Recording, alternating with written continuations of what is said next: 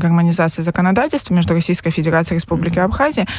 Участниками, одним из органов, осуществляющим исполнение некоторых пунктов программы, является Государственный комитет. И вот в рамках программы мы занимаемся гармонизацией положений законодательства как в стандартизации и метрологии, так и в сфере обеспечения безопасности промышленности и электроэнергетики. И вот в рамках стандартизации метрологии, в рамках гармонизации, мы разработали 2 проекта закона, которые также мы согласовываем с нашими российскими коллегами, чтобы в дальнейшем какие-то технические барьеры в нашем взаимодействии были устранены.